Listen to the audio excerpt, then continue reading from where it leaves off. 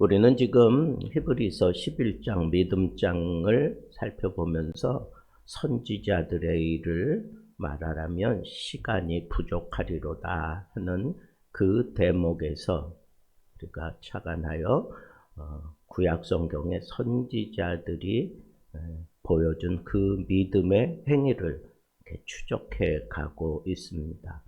이사야를 거쳐서 오늘은 예레미야의 믿음의 그 행적을 따라 설교를 하려고 합니다. 우리가 읽은 본문, 이 짧은 본문 속에는 한 선지자를 부르는 그런 내용이 담겨져 있습니다. 그런데 그 내용을 이렇게 들여다보면 하나님께 어떻게 평범하고 연약한 사람을 들어 쓰실까 하는 그런 내용이 거기 아주 소상하게 담겨져 있습니다. 예레미야는 담대한 사람이 아니었습니다. 그는 두려움이 있었던 사람입니다. 자신감도 없었고 지도력도 없었습니다. 죄송합니다.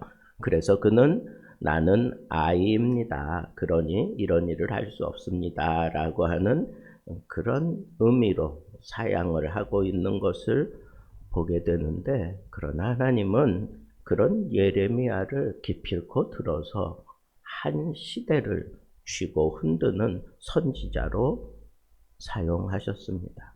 그래서 오늘 본문을 통해서 우리는 하나님은 어떤 사람을 부르는가에 집중해 봅시다. 그리고 도대체 믿음이 무엇일까라고 하는 것에 대한 답을 얻어보도록 하겠습니다. 믿음은 두려움이 없는 상태가 아니다라고 하는 것을 우리에게 깨우쳐 주는 것 같아요. 많은 사람들이 오해하는 부분이 있는데, 믿음이 내게 있으면 나는 두렵지 않다. 하나님께 쓰임받는 사람은 강한 사람이다 라고 그렇게 얘기합니다.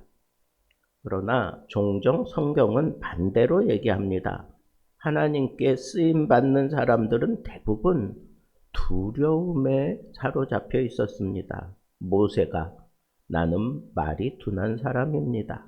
그러면서 못하겠다 그러잖아요. 기드온도 그랬어요. 나는 가장 약한 사람입니다. 이사야는 어떻습니까? 나는 입술이 부정한 사람입니다. 예레미야는 나는 아이입니다. 이 사실만 보더라도 믿음은 두려움이 없는 상태가 아니라 두려움보다 하나님을 더 크게 보는 것이구나 라고 하는 이 사실을 마음에 두고 우리 조금 진지하게 하나님의 말씀을 들여다보도록 하겠습니다. 하나님은 믿음이 다 갖추어진 사람보다는 부족한 사람을 들어서 사용하신다라고 하는 것입니다. 내가 너를 모태에 짓기 전에 너를 알았고, 예레미야의 사역은 하나님이 그 예레미야의 갖추어진 모습을 보고 쓰신 게 아니라는 거예요. 먼저 하나님이 선택했다는 거예요. 이 얘기는 하나님이 어떤 사람을 선택하고 세울 때에는 그 사람에 대해서 철저하게 책임지고 철저하게 붙들어 주는 거구나 하는 사실을 역으로 우리에게 깨우쳐 주는 겁니다. 여기서 모태에서 짓기 전부터 너를 알았다라고 하는 히브리어는 야다인데, 이것은 단순한 정보 습득이 아닙니다. 이것은 깊이 알고 관계를 맺는 것을 얘기합니다. 남자와 여자가 자라면서 서로 남자와 여자에 대한 차이점 이런 것들을 알아가잖아요. 그런데 그때 쓰는 단어는 야다가 아닙니다.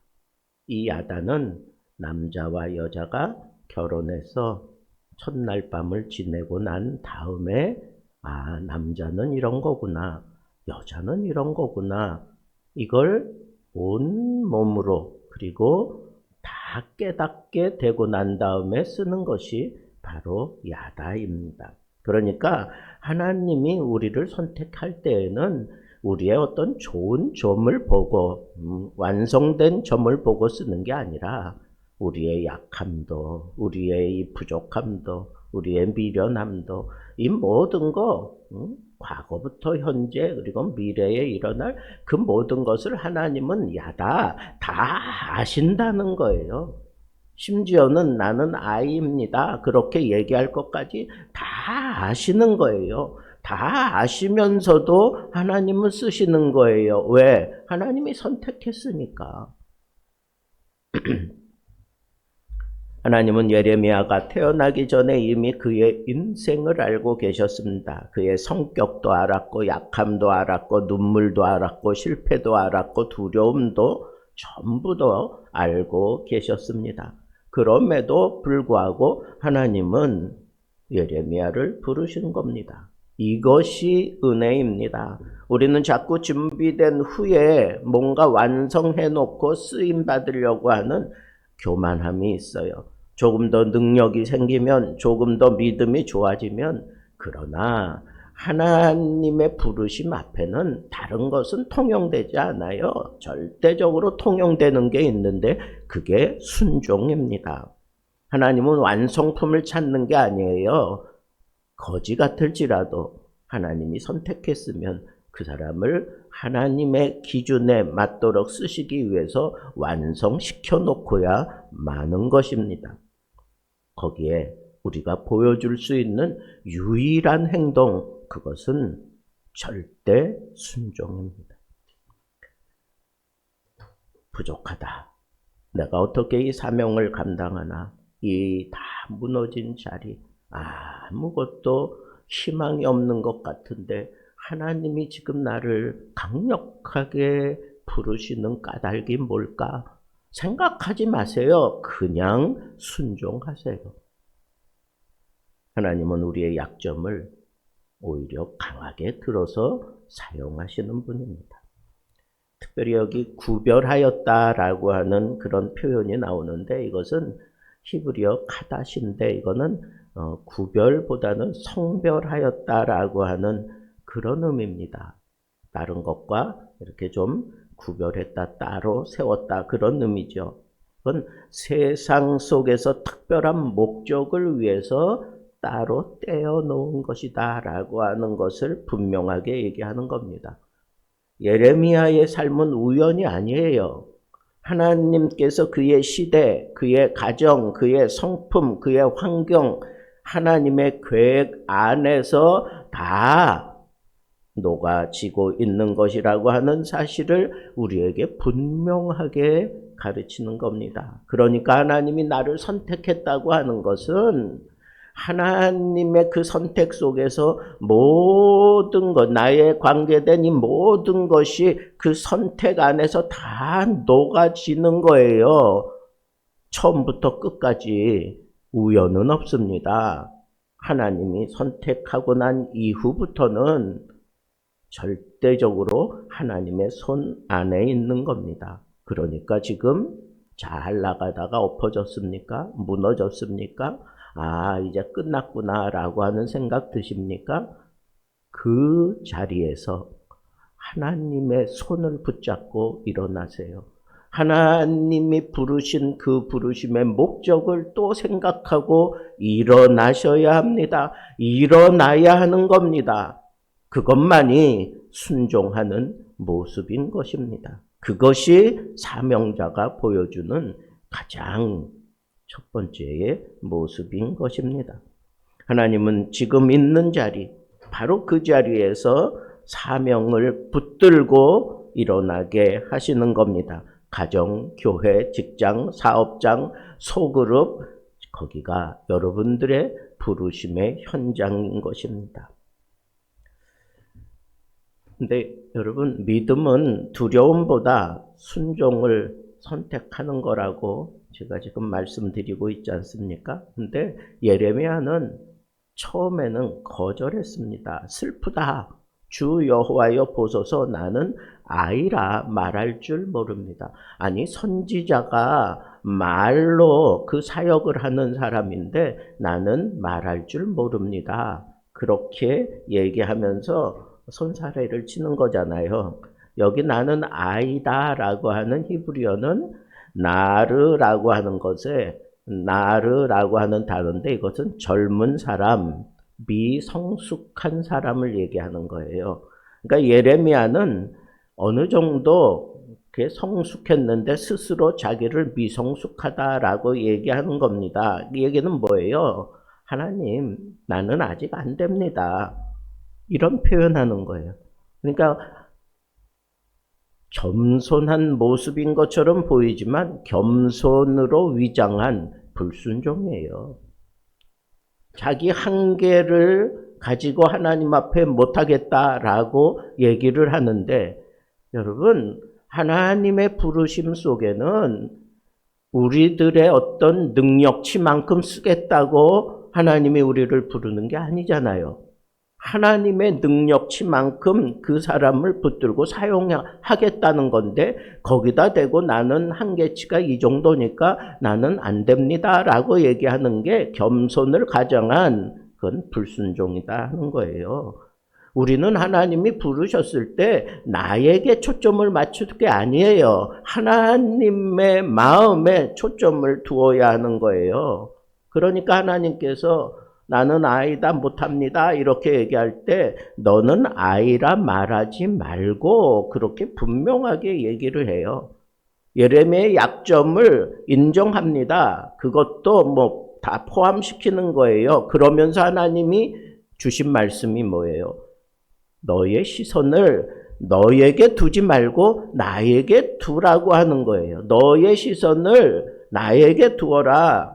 믿음은 자기 확신이 아니에요. 하나님이 말씀하신 것에 대해서 절대적으로 순종하는 것, 그게 믿음의 가치를 드러내고 믿음의 중력을 표현하는 겁니다. 하나님은 이어서 말씀하셔요. 내가 너와 함께하여.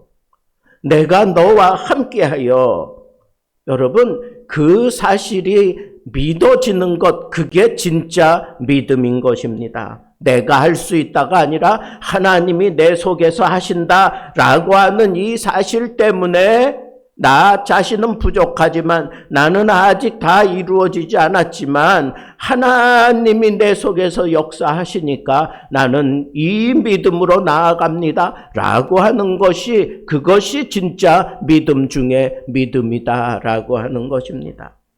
우리가 그동안 계속 살펴보고 있는 이 선지자들의 부르심과 거기에 응답하는 그 대목마다 항상 이 말씀이 대두가 돼요. 내가 너와 함께한다. 오늘 우리는 사명 앞에서 도망치기 좋아합니다. 제가 할 수 있을까요? 능력이 부족합니다. 환경이 아니지 않습니까? 오히려 하나님 망신시키는 일입니다. 그러나 그럴 때마다 하나님은 늘 한결같은 말씀으로 우리에게 함께 하십니다.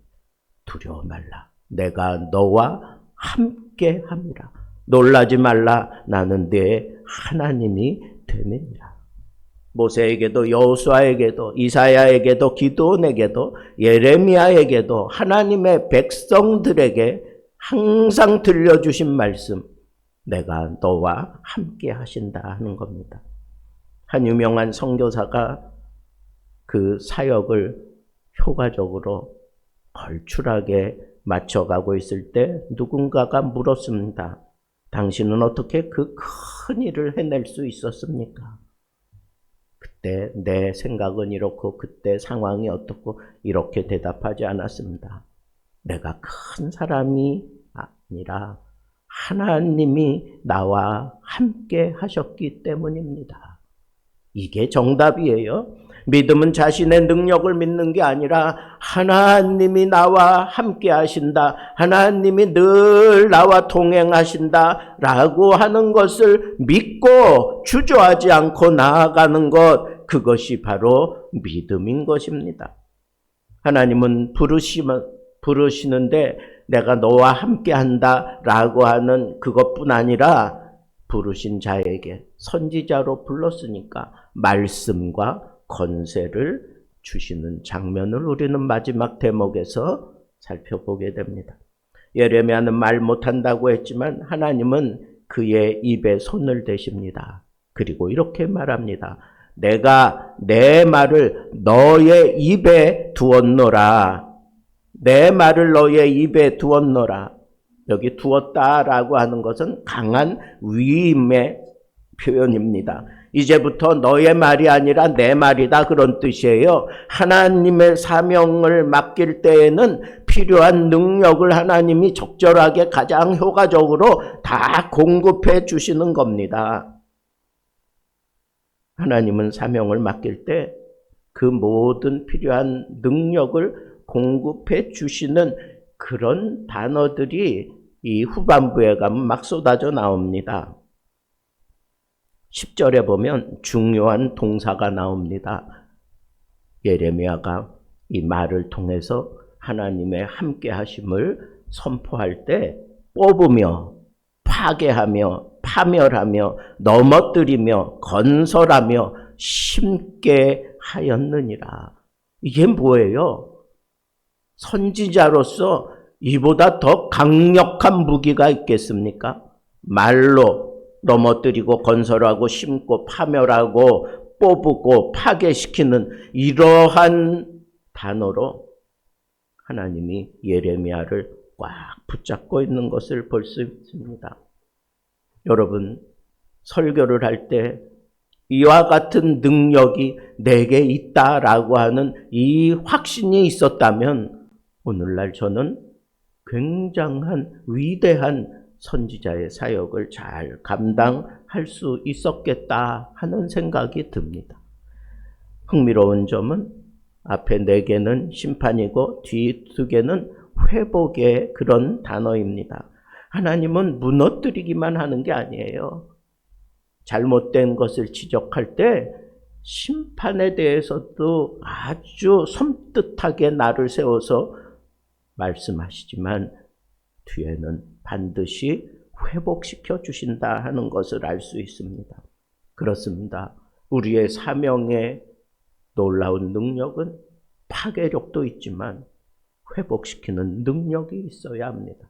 우리의 말을 통해서 우리의 이 선지자적인 사역을 통해서 하나님의 말씀이 내 입을 통하여 나갈 때 죄인들이 통회하고 자복하는 역사가 있고 이후에 회복시키는 그런 하나님의 어루만지심이 있다고 하는 이 사실을 우리는 붙잡아야 할 것입니다.